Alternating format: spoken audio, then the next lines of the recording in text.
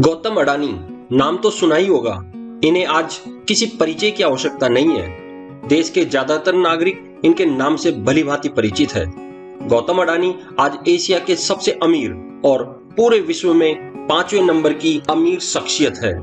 हाल ही में जारी time magazine की 100 सबसे प्रभावशाली व्यक्तियों की सूची में गौतम अडानी का नाम भी शुमार है। लेकिन आपको जानकर आश्चर्य होगा कि अडानी भारत के सबसे अमीर आदमी होने के साथ ही इनकी कंपनियां भारत की सबसे कर्जदार कंपनियां भी है। हाल ही में डेक्कन हेराल्ड की एक रिपोर्ट में बताया गया है कि अडानी समूह पर भारत में मार्च 2022 तक सबसे ज्यादा 2.2 लाख करोड़ रुपए का ऋण भी है। लेकिन अडानी का फर्श से अर्श तक का ये सफर बड़ा रोमांचक है।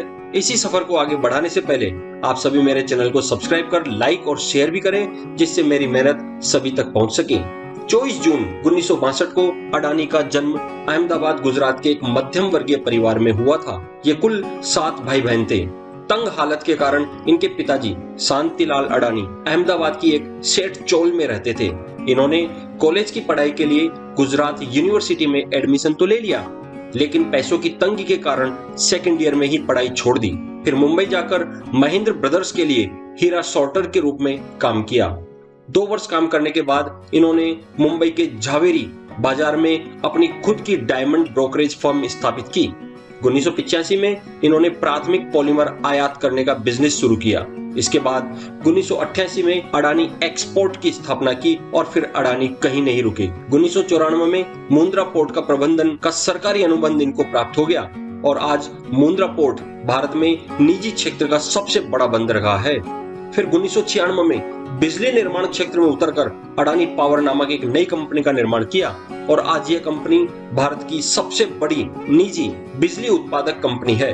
2009 से 2012 के बीच में विवादों में रही ऑस्ट्रेलिया के क्वींसलैंड में कारमाइकल कोल माइन का अधिग्रहण किया, जो ऑस्ट्रेलिया की सबसे बड़ी कोयला खदान है। इसके बाद भी अडानी कहां रुकने वाले थे। फिर इन्होंने अडानी ग्रीन कंपनी की स्थापना कर दी।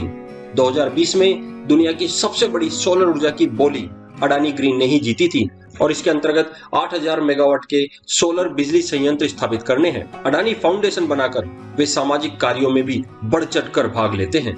एक रिपोर्ट के अनुसार कोविड-19 की रोकथाम हेतु पीएम केयर्स फंड में इन्होंने 100 करोड़ रुपए दान किए थे।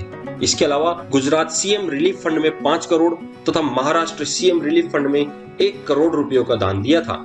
लेकिन व्यक्ति जितना बड़ा होता जाता है, परेशानियां भी बढ़ती जाती है। 1998-99 में गौतम अडानी का अपहरण भी हो गया था। तब 3 करोड़ की फिरौती देकर वो आजाद हुए। इसके अलावा 2008 में जब मुंबई में आतंकी हमला हुआ, उस दौरान वो ताज होटल में फंस गए थे, लेकिन उन्हें सही सलामत बाहर निकाल लिया गया। लेकिन आज वही अडानी रुकने का नाम ही नहीं ले रहा है। सब कुछ इन्होंने अपने दम पर पाया है। हाल ही में इन्होंने कई डील की है, जिसमें एसीसी और अंबुजा सीमेंट की खरीद भी प्रमुख है। इसके बाद ये देश के दूसरे सबसे बड़े सीमेंट निर्माता बन गए हैं। इसके अलावा इस साल इन्होंने बहुत सारी डील की है और कई कंपनियों को इन्होंने खरीद लिया है। गौतम अडानी इसी तरह आगे बढ़ते रहे तो ये विश्व के सबसे अमीर आदमी भी बन सकते हैं। क्या आप इस बात से सहमत हैं? इस बारे में अपने कमेंट जरूर लिखें। धन्यवाद।